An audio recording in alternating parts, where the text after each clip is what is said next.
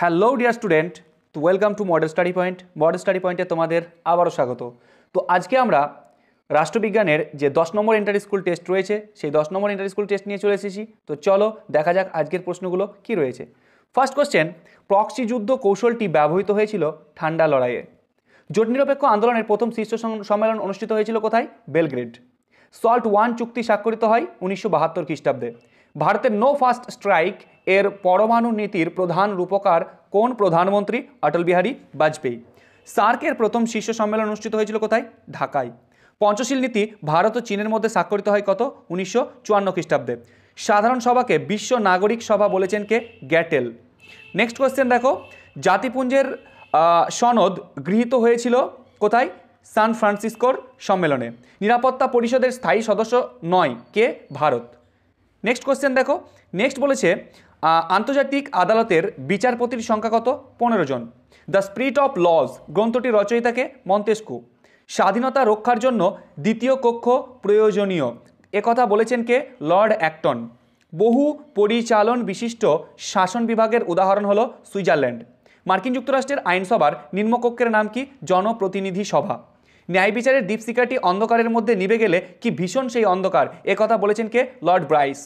উত্তরাধিকারী সূত্রে মনোনীত একজন শাসকের উদাহরণ হলো ব্রিটেনের রাজা বা রানী।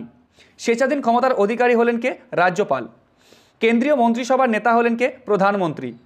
রাজ্যসভার সভাপতিত্ব করেন কে? উপরাষ্ট্রপতি। চলো নেক্সট কোশ্চেন আমরা দেখব। জিরো আওয়ার বলতে বোঝানো হয়েছে দুপুর 12টা থেকে দুপুর 1টা পর্যন্ত সময়কে। গ্রাম সংসদের অধিবেশন বছরে কতবার বসে? 2বার। পশ্চিমবঙ্গে পঞ্চায়েত আইন পাশ হয় 1973 খ্রিস্টাব্দে। জেলা পরিষদের মুখ্য পদাধিকার হলেন কে? সভাধিপতি। পৌরসভার 1/3 আসন সংরক্ষিত থাকে কাদের জন্য? মহিলাদের জন্য। তো এই ছিল আমাদের এমসিকিউ। চলো এবার আমরা এসিকিউগুলো সলভ করে নিই। ফার্স্ট বলেছে দেতাত শব্দের অর্থ। প্রশ্নটা কি ছিল? ফরাসি শব্দ দেতাত এর অর্থ কি? উত্তেজনা, প্রশমন। ওকে, চলো নেক্সট কোশ্চেন কি বলেছে। নেক্সট বলেছে কিউবার সংকট কবে দেখা দেয়? তো কিউবার সংকট দেখা দেয় 1962 খ্রিস্টাব্দে। নেক্সট দেখো, NAM এর পুরো কথাটি কি? নন এলিগেন্ট মুভমেন্ট। নেক্সট কোশ্চেন দেখো, নেক্সট বলেছে গ্লোসনস্ত কি? তো সোভিয়েত রাশিয়ার কর্তৃক গৃহীত বিশেষ একটি নীতি হলো গ্লোসনস্ত। এর অর্থ হলো মুক্তমনা। এর ফলে রাজনৈতিক ও সামাজিক বিষয়ে মুক্ত আলোচনার পথ আবারিত হয়েছিল। নেক্সট কোশ্চেন দেখো, বলেছে ভারতের বিদেশি নীতির একটি কৌশল কি? তো ভারতের বিদেশি নীতির একটি কৌশল হলো গণতান্ত্রিক ও বহুপাক্ষিক সম্পর্ক স্থাপন। ওকে, দেখো ভারত তার কৌশলগত অবস্থান এবং বৈচিত্র্যময় অর্থনৈতিক ও রাজনৈতিক স্বার্থকে কাজে লাগিয়ে বিভিন্ন দেশের সঙ্গে কূটনৈতিক সম্পর্ক স্থাপন করে। এর মধ্যে প্রধান বৈশিষ্ট্য যেগুলো দিয়েছে, তাহলে আমরা একটা গুরুত্বপূর্ণ কৌশল লিখব, গণতান্ত্রিক ও বহুপাক্ষিক সম্পর্ক স্থাপন। নেক্সট কোশ্চেন দেখো, নেক্সট কি বলেছে? কমনওয়েলথ কি? তো কমনওয়েলথ হলো ব্রিটিশ অধীনতা থেকে মুক্ত স্বাধীন রাষ্ট্রগুলির এক স্বেচ্ছামূলক সংগঠন। নেক্সট কোশ্চেন কি আছে? নেক্সট বলেছে the making of foreign policy গ্রন্থটি কার লেখা? Joseph Frankel. নেক্সট কোশ্চেন দেখো, নেক্সট বলেছে সাফটা এর পুরো নাম কি? South Asian free trade agreement. চলো নেক্সট কোশ্চেন দেখো, নেক্সট বলেছে জাতিপুঞ্জের অচি পরিষদের যে কোনো দুটি কাজ। তো দেখো অচি পরিষদের কাজ কি? একটা হচ্ছে অচি অঞ্চল পরিদর্শন করা, দ্বিতীয় হচ্ছে অচি চুক্তির শর্তের সঙ্গে সামঞ্জস্য রেখে বিভিন্ন ব্যবস্থা গ্রহণ করা। চলো নেক্সট কোশ্চেন দেখো, অর্থনৈতিক ও সামাজিক পরিষদের দুটি বিশেষজ্ঞ সংস্থার নাম। তো ফার্স্ট হচ্ছে WHO, দেন ইউনেস্কো। ওকে, মনে রাখবে। তো অর্থনৈতিক সামাজিক পরিষদের দুটি বিশেষ সংস্থার নাম হলো বিশ্ব স্বাস্থ্য সংস্থা বা WHO ও জাতিপুঞ্জের শিক্ষা বিজ্ঞান ও সংস্কৃতির সংস্থা ইউনেস্কো। নেক্সট চলো, নেক্সট কি বলেছে?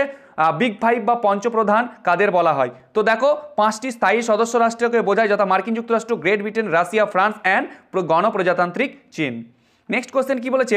বিশ্ব ব্যাংক কি বলেছে? যে বিশ্ব ব্যাংকের প্রধান উদ্দেশ্য কি ছিল? তো দেখো প্রধান উদ্দেশ্য হলো উন্নয়নশীল দেশগুলোর মধ্যে অর্থনৈতিক উন্নয়ন এবং দারিদ্র্য বিমোচনের সহায়তা করা হলো বিশেষ উদ্দেশ্য। দরিদ্র বিমোচন করা, অর্থায়ন, প্রযুক্তি জ্ঞান স্থানান্তর করা, তারপরে হচ্ছে বৈশ্বিক উন্নয়ন এর সহযোগিতা করা এবং আর্থিক স্থিতিশীলতা নিশ্চিত করা। যে কোনো একটা দিলেই হবে। নেক্সট দেখো, নেক্সট বলছে সম্মিলিত জাতিপুঞ্জের বর্তমান মহাসচিবের নাম কি? অ্যান্টোনিও গুটেরাস। নেক্সট দেখো, নেক্সট কোশ্চেন বলছে সম্মিলিত জাতিপুঞ্জের সংবিধানকে কি বলা হয়? তো সম্মিলিত জাতিপুঞ্জের সংবিধান হলো, সংবিধানকে সনদ বলা হয়। নেক্সট কোশ্চেন দেখো, নেক্সট বলেছে ইউএনও এর সম্পূর্ণ নাম কি? United Nations organisation. ওকে, চলো নেক্সট কোশ্চেন দেখি। নেক্সট বলেছে ডুমা কি? তো ডুমা হলো রাশিয়ার আইনসভার নিম্নকক্ষ। এটি রাশিয়ার ফেডারেল অ্যাসেম্বলির দুটি কক্ষের একটি, যেখানে অপরটির নাম ফেডারেশন কাউন্সিল। তাহলে ডুমা হলো রাশিয়ার আইনসভার নিম্ন কক্ষ। চলো নেক্সট কোশ্চেন আমরা দেখব লাল ফিতের বাঁধন। তো লাল ফিতের বাঁধন কথাটি কাদের সঙ্গে যুক্ত? মনে রাখবে ভারতীয় আমলা। কি হবে? ভারতীয় আমলা। কার সঙ্গে যুক্ত? ভারতীয় আমলার সঙ্গে যুক্ত। ওকে, চলো নেক্সট কোশ্চেন আমরা দেখব। নেক্সট বলেছে প্রজাতান্ত্রিক সরকার কাকে বলে? তো প্রজাতান্ত্রিক সরকার বা রিপাবলিকান গভর্নমেন্ট হলো এমন একটি সরকারি ব্যবস্থা যেখানে জনগণ সরাসরি বা পরোক্ষভাবে তাদের প্রতিনিধিদের মাধ্যমে দেশ পরিচালনায় অংশগ্রহণ করে। এই ধরনের সরকার রাষ্ট্রপ্রধান নির্বাচন হয় এবং শাসন ক্ষমতা জনগণের ইচ্ছার উপর ভিত্তি করে পরিচালিত হয়, যাকে আমরা গণপ্রজাতান্ত্রিক সরকার বলি। চলো নেক্সট বলেছে প্রধানমন্ত্রী সচিবালয়ের নাম কি? পিএমও। নেক্সট দেখো, নেক্সট বলেছে কিচেন ক্যাবিনেট বলতে কি বোঝো? তো দ্রুত গুরুত্বপূর্ণ সিদ্ধান্ত গ্রহণের জন্য প্রধানমন্ত্রী ক্যাবিনেটের অভ্যন্তরে 2-3 জন মন্ত্রীকে নিয়ে একটি ক্ষুদ্র সংস্থা গড়ে তোলেন, একে কিচেন ক্যাবিনেট বলা হয়।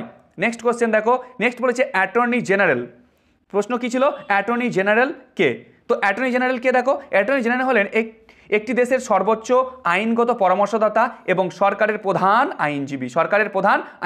তিনি সরকারের পক্ষে আদালতের প্রতিনিধিত্ব করেন এবং আইনগত বিষয় সরকারের পরামর্শ হিসেবে কাজ করেন। তাহলে বলবে যে সরকারের প্রধান আইনজীবী হচ্ছে অ্যাটর্নি জেনারেল। নেক্সট কোশ্চেন কি আছে? নেক্সট বলেছে ওয়ার্ড কমিটি কি? তো প্রতিটি ওয়ার্ড থেকে নির্বাচিত কাউন্সিলর এবং পৌরসভা কর্তৃক মনোনীত সংশ্লিষ্ট ওয়ার্ডের সদস্যদের নিয়ে ওয়ার্ড কমিটি গঠিত হয়। নেক্সট দেখো, নেক্সট কোশ্চেন কি বলেছে? পশ্চিমবঙ্গের পৌরসভাগুলির আয়ের দুটি উৎস লেখো। একটা হচ্ছে রাজ্য সরকারের দেওয়া আর্থিক অনুদান, দ্বিতীয় হচ্ছে বিভিন্ন কর ও ফি বাবদ সংগৃহীত অর্থ। নেক্সট কোশ্চেন দেখো, নেক্সট বলেছে মিউনিসিপ্যাল কর্পোরেশনের মুখ্য কার্যনির্বাহী কি নামে পরিচিত? তো কর্পোরেশনের মুখ্য কার্যনির্বাহী কমিশন নামে পরিচিত। ওকে, প্রশ্ন কি ছিল? মিউনিসিপ্যাল কর্পোরেশনের মুখ্য কার্যনির্বাহী কি নামে পরিচিত? কর্পোরেশনের মুখ্য কার্যনির্বাহী কমিশনার নামে পরিচিত। তো এই ছিল আমাদের এসএকিউ, অর্থাৎ 10 নম্বর যে ইন্টার স্কুল টেস্ট তার এমসিকিউ এসিকিউ সলভ হয়ে গেল। তো আজকে এই পর্যন্ত, দেখা হবে পরের ভিডিওতে।